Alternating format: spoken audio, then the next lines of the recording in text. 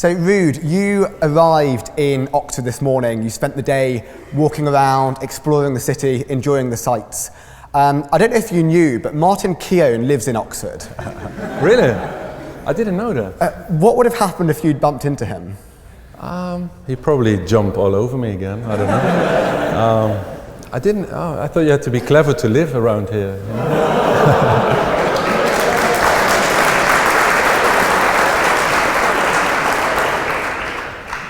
Well, of course, you were, as you mentioned, very involved in the infamous Battle of Old Trafford in 2003, when Arsenal and United drew 0-0. What are your memories? It was what, sorry? Because of me. Because of you. Yeah. Right at the centre. Right at the end, yeah. What are your memories of that game? It was an interesting game. It was the unbeaten Arsenal. I remember, of course, the penalty was given in the last minute, you know, to end their unbeaten run, and it went on the crossbar. So, and then it all sort of happened. Loads of stuff happened, and I wasn't really aware, so to say, as weird as it sounds, because I was so disappointed I missed the penalty that I was gutted. I couldn't care less what they were doing. I was like, I didn't even notice it. So consciously, I was in shock. Oh my God, I missed. And after that, of course, when you go home and it's a huge incident, and Vieira, he was sent off, and that's what they got angry about a little bit. And he was waiting in the dressing room when I came in. So I passed to him, and I didn't care either, because I was just. I was so disappointed, and but after that you realize what happened and all of the, what it meant, and still, you know, it's the first thing you talk about, is that incident. And well, I started analyzing why I missed. You know, that was the main thing for me. Why did I miss? And I came to the conclusion that I took it too quickly. And normally I got into a routine of taking penalty kicks, especially in big moments. And when it's 3-0 up and Old Trafford is Ruud, and yeah, then it's easier. But when it's 0-0 last minute in the Champions League semi-final or a match like that, you need to take more time, and I didn't do that. So I needed to settle longer, you know, to calm down, get your heart rate down, and focus on what you have to do. And that's the main lesson I've learned from that situation. Other than that, I've never been so involved with Arsenal as they were with me. No, honestly, it's not. They were sort of obsessed with United and with me, maybe, and I never really reacted to it. Not in the game, but that wasn't, as I said before, that was because I was in shock. So I didn't deliberately kept my calm. I didn't. That would be a lie. But even after, you know, when biographies came out or interviews or they asked me these questions, I seriously don't have a problem with them. And I left their problem with me. It's fine. So you don't miss the bitter rivalries that used to exist? No, the rivalry I miss, because that's what happened on the field. And what happened after, and the press talk and all the things that's been said or written about me being a cheat, or me being this, me being that. I never sort of reacted to that. I just tried to keep it on the field, on the pitch. And that's what happened a year later. Hey, you have to ask me that too. This guy, I know, you know, he's a City fan, or he's like, and I thought, what's going to happen? But then he starts with this question, a little bit, you know, edgy. Maybe I'll leave you. And I have to start, you know, making the next question about a nice thing. What happened the year after? Remember? No, he doesn't remember. My memory's gone all hazy. No. But you're one of many United players who then went on to go and play for Real Madrid. Yeah. Which club did you prefer playing for? Wow. Yeah, good question. They are so different. They are so different. 5 years United and 4 in Madrid. Playing, I think, the two biggest clubs in football. in the world of football? At the time. Oh yeah. Well, you need to win a Champions League, you know, to be in there, no?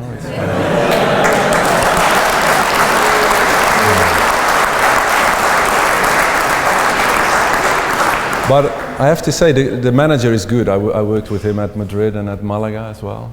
I rate him, so I think maybe you have a chance. I really can't choose. I would do United fans or the Madrid fans short. It's impossible, because both teams I was able to give it my all to the club, to the fans, to everybody involved. You know, from the kit man through the directors and the president and the CEO. And tomorrow I will be part of the game, the Champions League game tomorrow, and I can go there and see all the people again, you know, in a good way, and I'm proud of that. So I would do short to too many people, you know, to choose. Of course, one person who was very important in your time at United was Sir Alex Ferguson. Yeah. Is he the greatest leader that you've come across in the game of football? Yes. I worked with him for 5 years. I played for a few clubs, so I didn't. There's also a lot of changes within clubs. I think in the 18 seasons that I played, I had 15 managers, which is crazy. So, but the gaffer, I still call him the gaffer. I was really honoured to and happy to be able to work with him for 5 years. Having now gone into managing yourself, have you tried using the hairdryer treatment yet? No. I think that's more his thing. You know, it needs to be real. It needs to be authentic. I think is the most important thing in leadership. You know, you can say you can try to play an act, something that you're not. But I think that, you know, people or players will look through that and immediately think, all right, he's just playing an act. So I think I try to be me and try to make my first steps into management and coaching by doing the badges and getting my experience in football on that side. And I'm enjoying it. Going back to the beginning of your career, your talent was first discovered when you were aged 14, I believe, which is really quite late compared to most professionals nowadays. Yeah.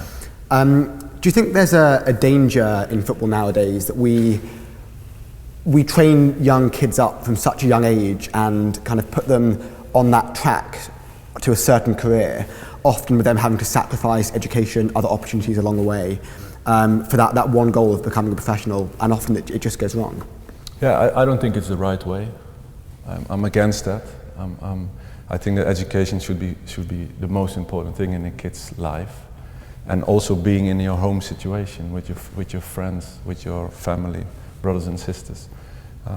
Kids nowadays, with 8, 9 years old, they go away from their home, and they're coming into a regime of, to a certain age, school. But the most important thing is the football, and the whole environment with agents, with people around it, are sort of pushing the kid into that dream that hardly anyone will make. And so many kids that I see that they're tired of playing when they're 14, 15, because they're playing they're training 8 times a week, and the pressure's full on. And I think they need to be kids and stay kids, and do their education properly, and then the best players will be there. You know, they will grow, and they will develop into the players they eventually will be. And I was 14. I think the village I was born, that I came from, had 5,000 people. Maybe the scouts didn't even know it existed, so they missed it.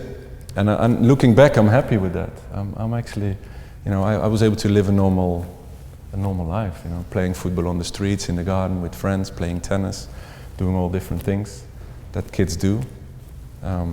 Finished school, developed myself in that sense as well. And it brought me a lot. It's not even a football, it's not only a football game, you know. It's so much more to it, especially nowadays, with the media attention, with the contracts involved, with financial situation that you put in as a youngster. I think if you're in your head, you have it all sort of clear in one way or the other, as far as possible. It helps you a lot, to stay focused, to really see the priorities of your life.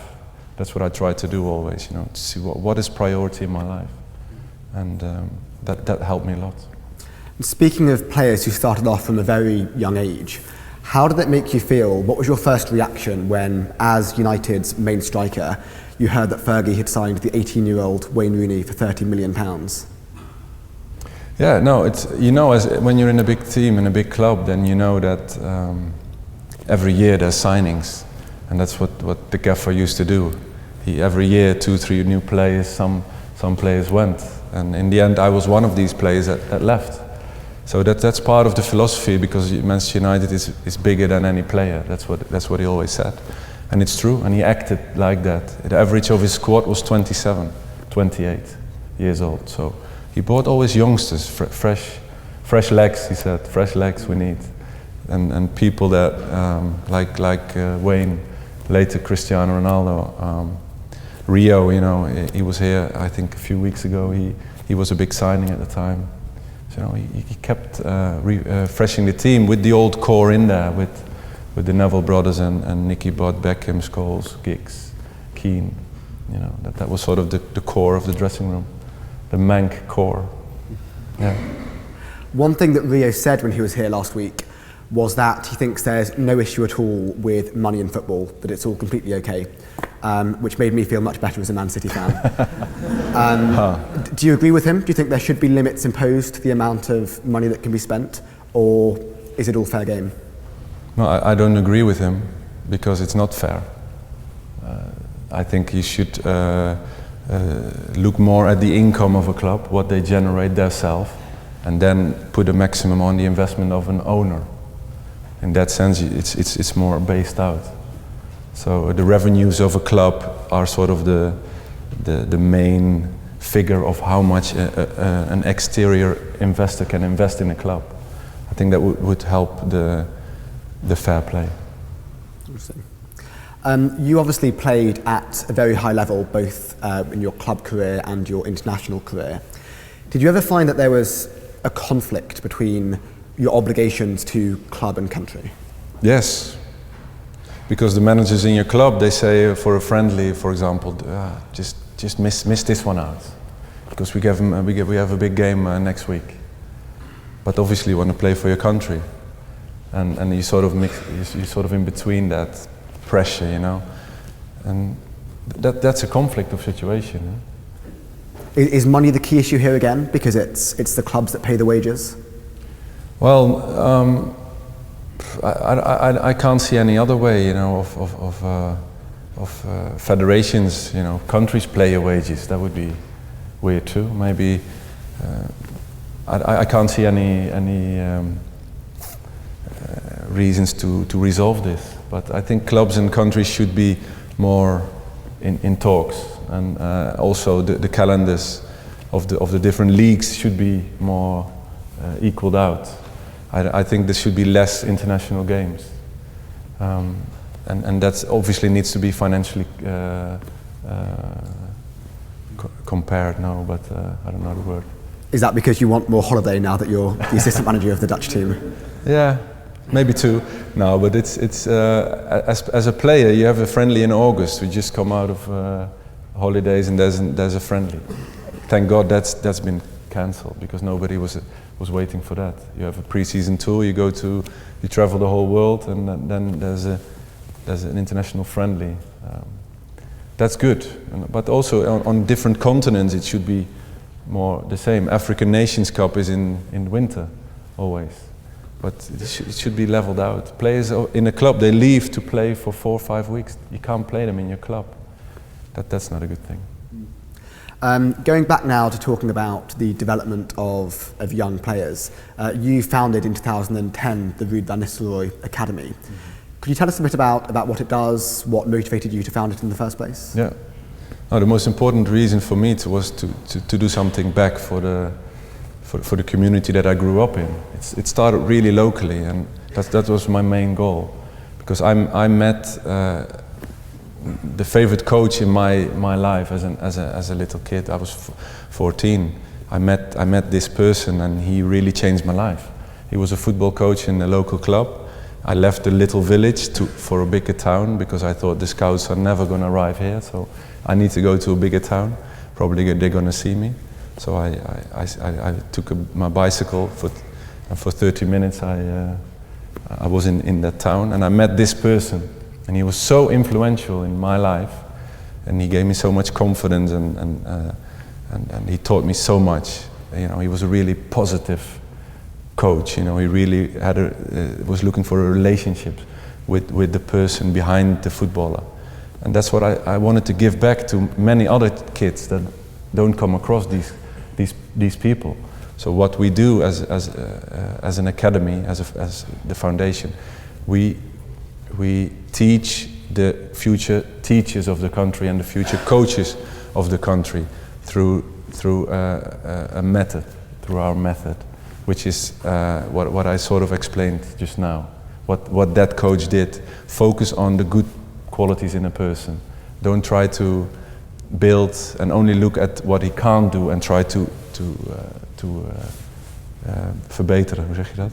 Improve it, thank you. And that's what we're doing. And these kids, they come with us, and they are from difficult backgrounds, so to say. And after a year, you can see such a massive difference in the lives of these children, like that coach did to me, and that's a fantastic thing to do. So for you personally, do you think that it was football that helped you to gain in confidence and to improve as a person off the pitch? Yeah, and especially that there's a coach that sort of, he stood with me in difficult times, and he really was telling me that what I did well and what I could improve, you know. And then that's as a child, you know, you start, you believe that you're good at stuff, and because you're, yeah. I didn't really realize, you know, I was just playing a game, and when he was like, "Wow, fantastic, Ruud, keep going, keep working," and he really, that really made me grow. And I think that many kids that need that little push in the right direction, you know. And that's just one of the many ventures you've been exploring since having retired as a player. Obviously, we've mentioned already the Dutch national team. You're also now commentating for ESPN. Are you planning to carry on with all of these different ventures, or are you trying to see what's the best fit and what you enjoy most? What's your plan for the future? Yeah, I'm finishing my coaching badges before the end of this year. So that's nice to have after 2.5 years. I think it was a lot of work, you know, you had to put in, but it helped a lot. But commentating, you know, speaking as well, you know, being part of my foundation.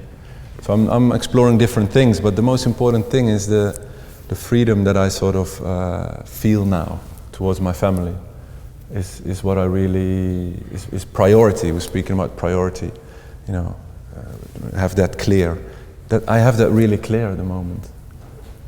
I have 2 children, a daughter, she's 9, and a son, he's 7. They're both born in Madrid. And they were, in their young lives, they went from Madrid to Hamburg, to Malaga, and back to Holland. So they moved 4 times in the first 5 years of their life. And I just want to give them a sort of constant basis now, where they can grow up and develop themselves. And I want to spend time, I want to be part of that. You know, I missed so much because I was traveling the whole world playing football. And now I sort of, you know, landed in normal life. Hello, this is normal life, and I'm enjoying that, and be able to make time for that is a fantastic thing to be able to do.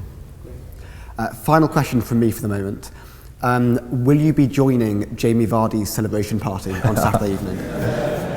Yeah. I send him through social media, records are there to be broken, go on Jamie Vardy, all the best, and I meant it, you know, and he equalized the record, and so now... You won't be upset? I won't be upset, no. Even if it's against United? Yeah, he can score 1 and then get beat 3-1, that's fine. Yeah, that'll be fine. I'll be happy. That would be great, you know, United winning at Leicester and he breaking the record. That would be good. Great, thank you. And we're going to open up now to questions from the audience. If you'd like to ask a question, please raise your hand up high and wait for the microphone to come round for our recording.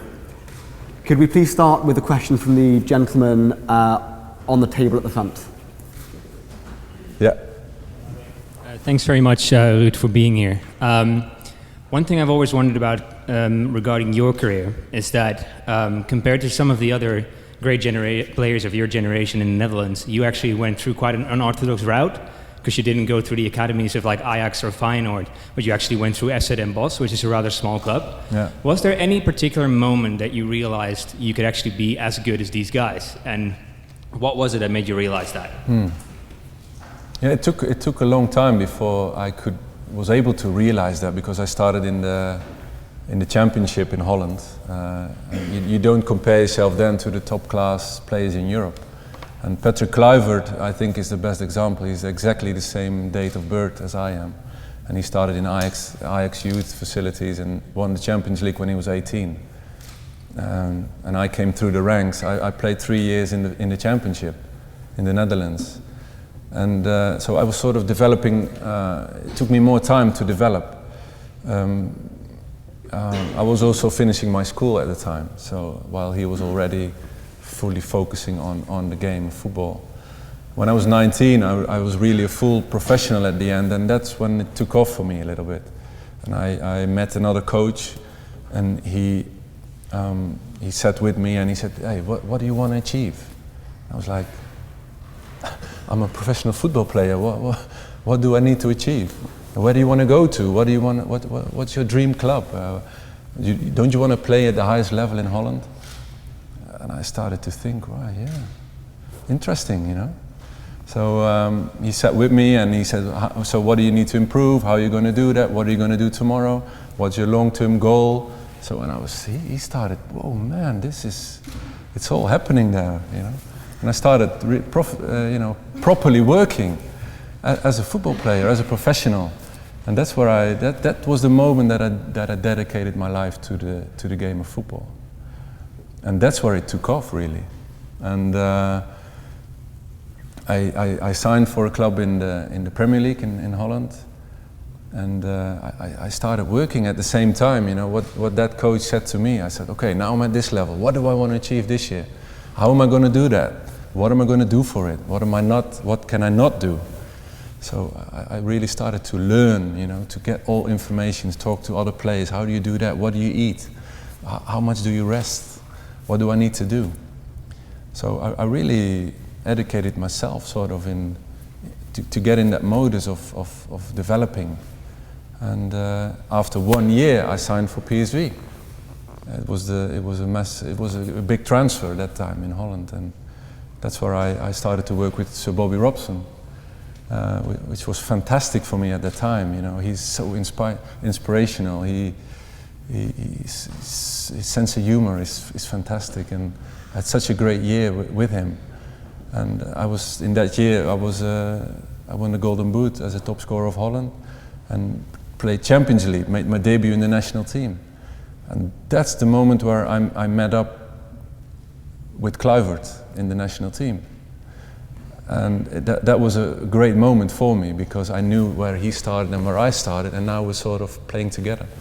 We're at the same level, sort of, and I still had to learn a lot because he was in Barcelona. So after 2 years at PSV, I signed for United.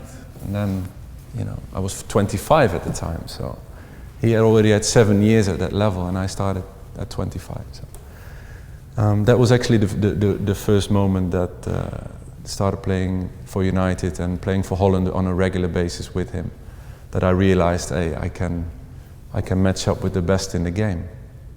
But I still went on with, you know, targeting myself. You know, what do I want to achieve? I would like to win the Premier League medal.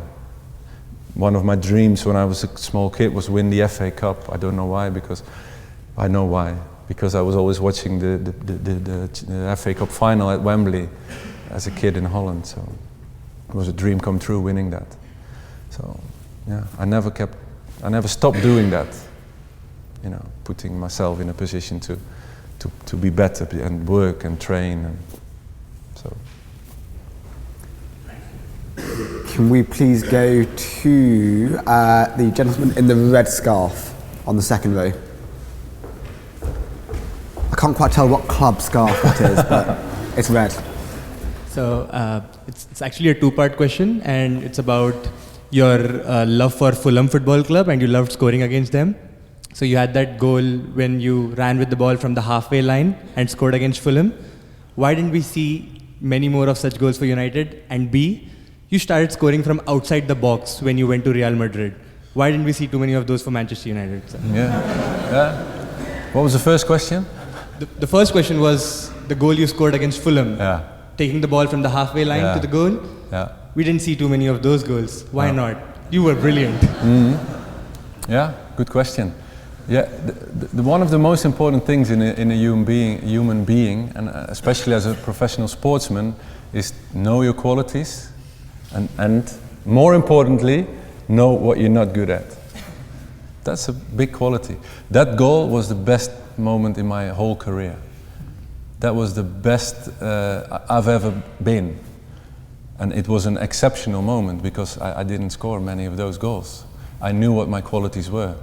And one of the people that I spoke just before this, he said, "What's the best player you played with?"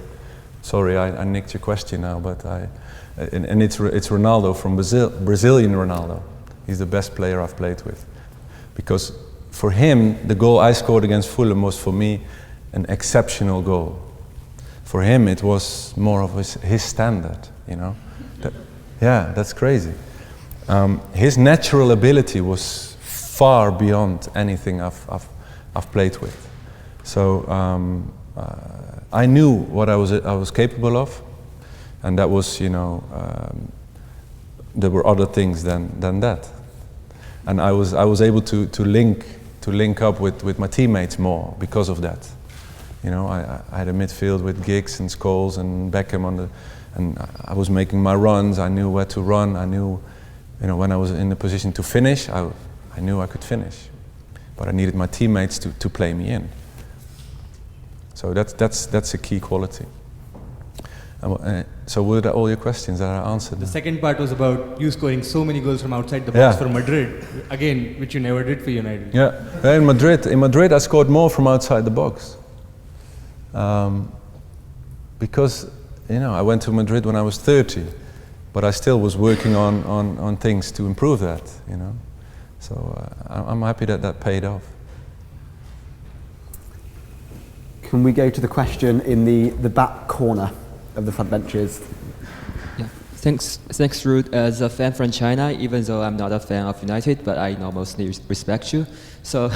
I was wondering, by being a professional player, you definitely have gained a lot. Like, you've made your name in history and you've made so many achievements, but also I suspect you have also lost a lot. For example, those sustained injuries, and you have to move all around carrying your young kids, and also you no longer can enjoy the so-called normal life.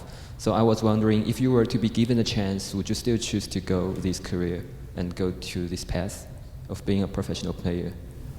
You have to sacrifice a lot, and that's a fact. To achieve a lot on a big stage, wherever it is, it's not coming for free to you. You need to go out and get it, and I think that's important to know where you're going. To visualize. Okay, this is what I want to be, and realize that on the way to that, it's going to be hard. I got injured twice, so I was out for 9 months. I was out for a year. So, but then immediately I knew, hey, I want to go there. And how am I going to achieve it? I'm in trouble. My knee's messed up, but it needs to be fixed. I have 9 months to train. I'm gonna train so much that I'm going to be stronger than before. So that's a mindset of just. Taking as it comes, and don't let yourself be knocked down to whatever happens. I think that's the mentality that is necessary to achieve in the end what you want. Let's go to the question 4 rows back on the left in the grey jumper. Yeah, you sir. On the other side, Mark. Sorry. His left. My left. Hey Ruud, thanks for coming. So I always wondered how it feels to play in front of a crowd where you know that some of them, and maybe those of them that cheer the hardest, are actually horrible people. Hamburg has a kind of a massive right-wing scene in their ultra groups. How's the relationship between a professional football player and maybe fans that support you the hardest but are not people that you would like to meet? Well, why not? As long as they support you, you're fine. I came across a few City fans in Manchester City Centre one day, and they were not so nice. But you can no, the relationship it was always been fine, you know, because a player-fan relationship in that sense in the stadium. I loved the relationship with the really hardcore fans of those clubs I played for, because they cheer you on, and especially at United, the support in England, the English football is really known for their ambience, their support of the team, and I love that. I loved it in England. In Spain, it's different, because playing in the Bernabeu for 100,000 people, not playing well and losing isn't a lot of fun. It's a nightmare. Being down there on the field, and it's like, I'm in trouble, you know. How am I going to save this day? I don't know. So, and I didn't experience it like that, never, in any other club than there. But it was a special moment where it sort of turned, and like 100,000 people, every time I touched the ball, they were whistling. That was my own fans, the fans of the club. So, and there was a moment where I really thought, all of you here, I don't give a you know, I was like, in myself, I was like, oh. And that was the moment it changed, you know. I couldn't care less, you know. I'm gonna fight, I'm gonna play as long, and you're gonna all 100,000, you're gonna applaud for me. One day, I believe me, that's what I promised myself. And then that was an interesting challenge.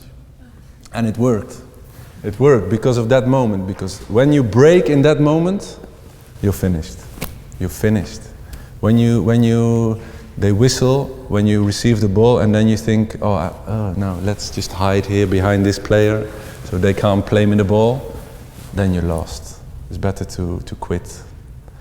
And I got into fight modus, and I couldn't care less, and then I really worked myself through it, and in the end I was one of their favorites, and that was a fantastic moment, you know, in my life, to be able to achieve it. And yeah, so that relationship, what you're asking for, is not personal. I'm not drinking coffee with them after the game or whatever, but it's special, you know, to build up a relationship with them, because it helps. We'll go to the question on the 3rd row over here. Hello, Ruud. Hi. The Dutch came so close to winning the World Cup in 2010. They came close again in 2014, but now they failed to qualify for the Euros. What would you say has gone wrong for the Dutch national team? They have a pretty poor assistant manager.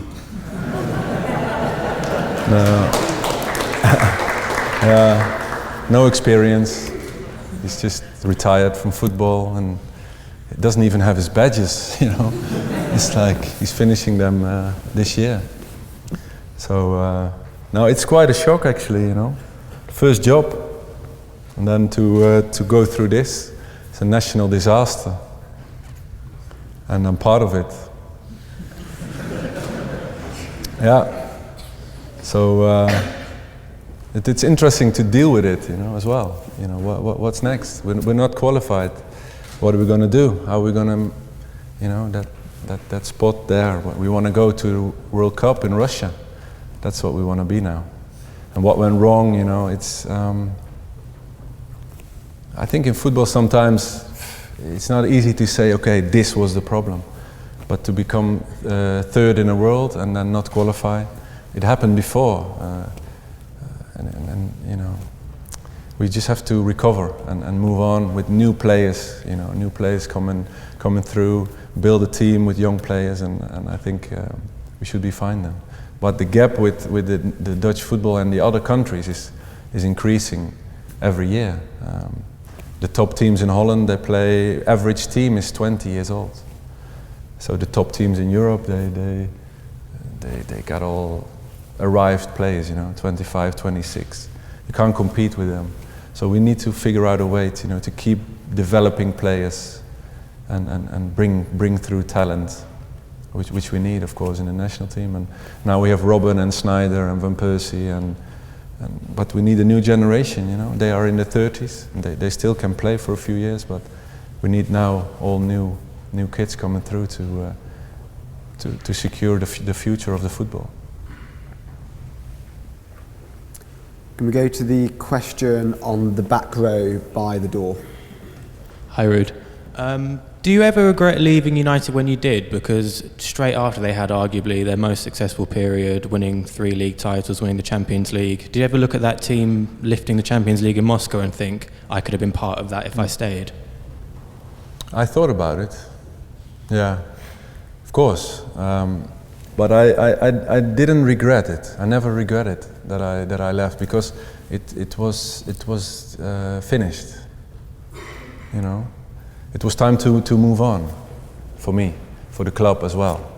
I think. I think if I would have stayed, it wouldn't have been the same. And I wouldn't have. I didn't want to miss Real Madrid either. Looking back, it was a good move for me in the end. I was 5 years at United, and I think subconsciously, I maybe was 1 or 2% less hungry than I needed to be. Towards in the last season, for example, and to make the change to Madrid. Because I in United, I was sort of in a comfort zone. I was playing, the fans loved me, and then, subconsciously, as I said, I was taking it a little bit too easy, maybe. Looking back, critically on my own, and that's important. And I went to Madrid, and I had to start all over, because in Madrid, when you arrive there, they say, Who are you? What's your name? Where did you play? Not like that, but nearly. It's like, okay, oh, you played for United. Ah, okay. Now you play for Real Madrid. That's different. So I'm like, okay, interesting. And it is different. But I had to start from scratch. And I was 30 years old. And I achieved a few things in football. But I had to show everybody everything again. And those 2% that maybe I dropped, I put 5% on top, and that boosted my career. That was 2 league titles in Spain in a row. I was having a great seasons there, and as I said, the fans approached me in a certain way, as they do with all the new players, and I overcame that as well. That was a big victory, what I just explained. So for me personally, it brought me a lot, What it didn't bring me in the end was lifting a Champions League trophy in my career, which is a shame when I look back on that. But I don't regret it. Can we go to the lady on the 3rd row on this side? Hello. Thanks for talking. I just wanted to know how you would define a successful footballing career nowadays, and when you think of the word success, who's the first few players that come to mind? Who's the first who? The first few players that come to mind that you think about. That I'd be proud of now. Or that you think are successful. Now? According to your nowadays. Yeah. According to my definition. Yeah. All right. Interesting. Give me some time, please. What time?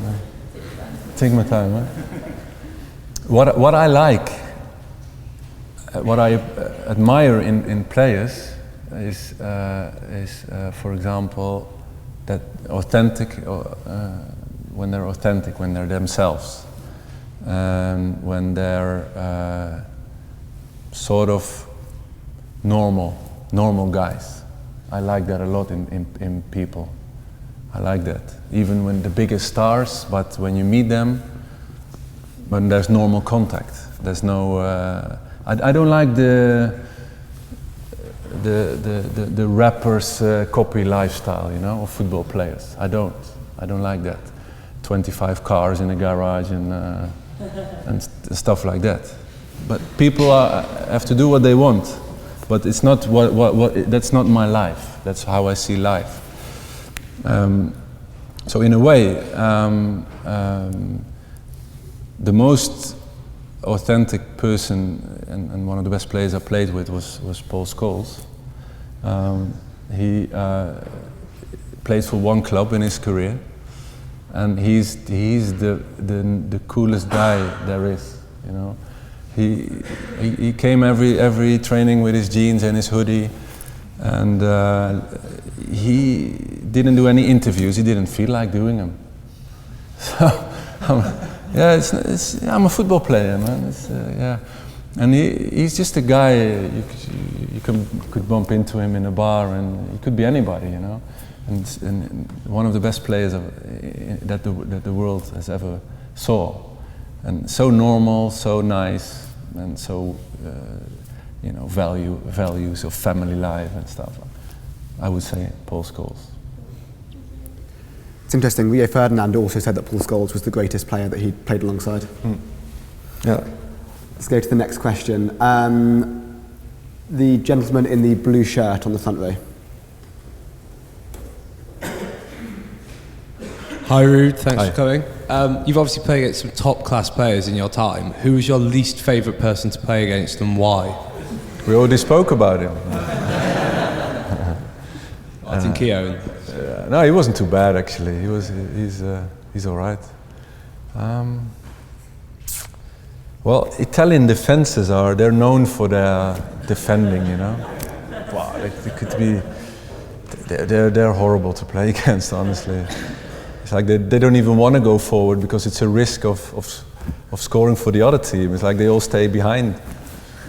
It's like, wow, go forward, full backs, you know. Try to score a goal. No, you can't score. That's the most important thing. So when you play, I played against AC Milan in the San Siro, and there was a back four of Cafu and Jaap Stam. He went to Milan, Maldini, and Nesta. So this is like, that was interesting, you know. It's like, okay, and they were pretty good. All four of them, how they worked as a unit, and there was Gattuso in front. You know, it's like, he's like, wow, I'm gonna kill you when you get the ball. And then Pirlo, he was fantastic.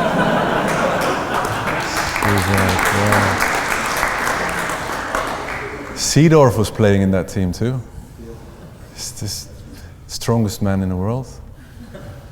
And but I didn't score in that game. I couldn't.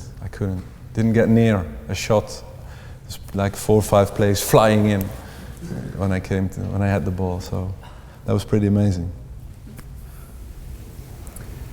Let's go to the question from the gentleman over here. Ook Ruud, goed uit Bergen. Hey, local guy. Yeah. Ruud, what I was wondering about was the following. When you transferred from Nooit Gedacht to Madrid when you were young, Yes. well, if the story is correct, you were bullied by boys from Geffen, afterwards. That's correct, right? Yes. Have you ever met him afterwards? Of course. And and how is your relationship with those guys? If there's any. It has a parallel with Martin Keown, sort of. Speaking about bullying, you know, it's I'm fine, because at the time, you know, when I left my little hometown for the city where I thought the scouts would gonna go to, they weren't happy, you know, and they were they came after me. It's like, hey, you think you're better than us, and you're not. So we were obviously kicking in the streets, you know, playing games, five-a-side in school, and they were kicking me like hell. It's like, you think you're more, you think you're better than us, you think you're gonna leave who do you think you are, leaving our town? You know, you think you know, it's like typically that mentality of, you know, of a little town maybe. But I had this dream, and I wanted to fulfill it, and I thought I needed to go. And I did, and that bullying, you know, wasn't nice when you're a young kid, you know. I can be tough and say it didn't bother me, but it did. But it was funny, you know, to actually go back and meet them, see them again, and they followed me throughout all over Europe to the games that I was playing. They were in Manchester and they were in Madrid. They followed me anywhere. They were so proud of me. And they all said like, we didn't really know you were gonna achieve this, you know. You should have told us, like, a little bit more specifically. You're gonna end up at Manchester United, Real Madrid. Then obviously, you know, we would have understood you. But in a way, it was in that time, you weren't supposed to leave the village. Because you grew up, you were born there, and you're going to die there. That was sort of what happened. And I was kind of stubborn in the sense that, no, I don't really feel like doing that. Can we go to the question 3 rows back on my right-hand side? Thank you. A question. After 10 years at top clubs like Manchester and Real Madrid, you moved to Hamburg. And especially in Germany, when clubs like Hamburg or Gladbach buys players in an advanced age who played for teams like Real Madrid or Barcelona, they have high requirements, and especially the media and the people also. How was this season at Hamburg? Had you a lot of pressure, and was it difficult to anticipate your game? It was. I was at the time when I arrived in Hamburg. It was a big thing, you know, and I was happy to go there too, because Madrid bought a few players in that season, which were Kaká and Cristiano Ronaldo and Benzema, and I was 32, and I was Pellegrini, good guy. He said, Ruud, I don't think you're going to play a lot. So I said to him, yeah, I thought so. You're signing all these players, you know, what? And Raúl was still there too, you know. It's like, okay. And I wanted to go to the World Cup in 2010, and I wasn't playing, and so I thought, I need to play. So I went to Hamburg, and but it was good again, you know, coming from these big clubs towards Hamburg, which is not, you know, as big as those other clubs, but I had to take my responsibility, you know, and show that I was, you know, worth, you know, that I played for these big clubs, and it was hard because you're a bit older then, but they still expect 30 goals a season, and that didn't really work out. So then the critics start, and it wasn't easy. It was kind of a challenging time. And family-wise, it was a kind of a step as well, you know, moving from Spain to Germany.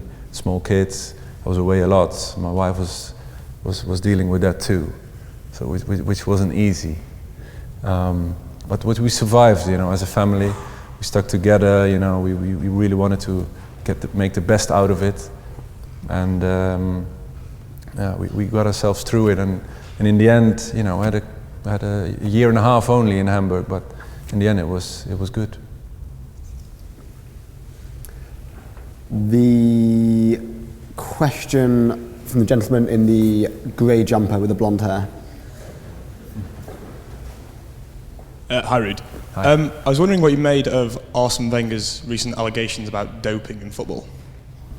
About this? About doping in football. Okay.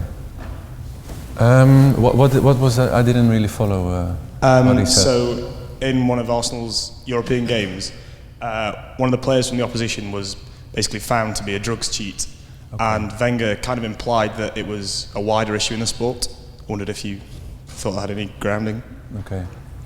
Well, what I know in football, especially, there's controls. Players get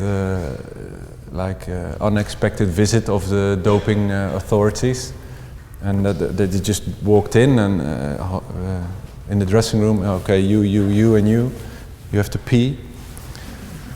Okay, and then that happened. Sometimes unexpected in the training ground, sometimes after games. So it happens, but maybe it needs to be done more. I don't know. It's a good thing to if it's a problem in football or in sports, it needs to be killed immediately. So with any means, there's no space for that in sports. Can we go to the lady in the blue top on the third row, on the right-hand side? Hi, my family are big United fans, so it was great to hear you speak. I just wondered what you thought was the biggest challenge that the sport has to overcome today, whether that's sexism against women players or racism or homophobia. Thank you. Well, I think football is an important way of teaching kids what's good, the values again, and values are there, with women's football. I'm a big fan because my mom played women's football. So racism, all these matters. It's a great platform. And that's why FIFA and UEFA, they should organize themselves and use the game for these things too. That's what they're doing now, but they should, be the good example themselves as well, which is important, I think. Start there. That's the top of the football organization in the world, and that should come. That should be transparent. That should be easy to understand, and then it can go down, towards the countries, the clubs, and then the smaller teams, and then all the kids that play. There's so much to gain in that sense. I think that all these things can be sorted out too. The question towards the back of the chamber. Hi, Ruud. Hi. I'm just wondering what your thoughts are on your fellow countryman, Louis van Gaal. Yeah. And secondly, the idea that some Manchester United fans have, that it's not only the winning that counts, but also the style of football that you play and the attractiveness of it that is also important. Yeah. Yeah, I like to watch him, especially his press conferences. That's interesting. I know what he's sort of trying to achieve at the moment at United, because he's the most structured manager. I sound a bit like him now, no? That I worked with. He is so organized. He's got everything planned. Opposition, own team. His training sessions are all focused on team play. Every player knows exactly what to do. He practices that day in, day out. So for players, you need to go with that vision. If not, you can't be part of that. So Di Maria, he was a massive transfer for a few quid, no? And then it wasn't. That doesn't fit in his plans because he's a player that does things that nobody expects, and he wants a machine. He wants a machine, and he will be successful at United. I'm convinced of that. And I think after the Gaffer, after Sir Alex, the club needed a strong leader in that sense, and he is. He will direct the club and he will get them. He got them back in the Champions League, but he will get them back winning the league again, because it's a process. First, he wants that basic organization right in his philosophy. When that's in place, I think there will be more space for creative players to do their work as well. I expect that to come in the future, in the near future. Do you think he'll win the league with United this year? He could. He could, and they don't have the best squad in England, but he could because of his organization, his structured way of playing. The United play style, as you refer to, is obviously, the way I remember. For me, what's Manchester United? I see York, I see Cole, I see Beckham crossing, I see Giggs making a run on the side, I see Scholesy arriving in the box, and I see Keane as a holding midfield player. I see attack after attack. But this United squad is not ready, to play this game, because when they do, they get beaten. And Van Gaal knows that, he analyzes that. So he uses the strength of his squad to maximum ability. And that doesn't lead to the most attractive games, but it leads to results. And results leads to confidence. And confidence in the end will lead to special quality, And I think it's the next step for this club. Who does have the best squad in the league? Wasn't a leading question at all. The best squad in the league is Manchester City. It's a fact, but the best squad doesn't always win you the title. We've got time for one final question. Can we go to the gentleman in the hat on the third row? Hi Ruud. Hi. As everyone knows, the history of the number 7 shirt at United is one that is quite significant.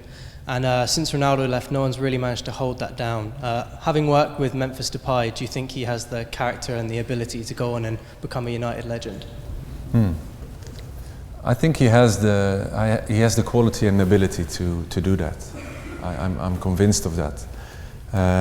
But I understand your question, because it's a big responsibility, and to make a difference at Manchester United, means scoring lots of goals, be decisive in the season, in the big games, and he is not yet ready for that, yet. But I think he's wearing the number 7 not for nothing. I think he will rise, and will become better, and I'm working with him, a lot, and he's very eager to learn. We're looking at his clips together. What can he improve? What can he do better? What does he do well? Probably the main question. Coaching, positive coaching. What I spoke about, what I do with my children from my foundation. So getting the best out of him. I think in the end he will be decisive for United. Please join me in thanking Ruud van Nistelrooy.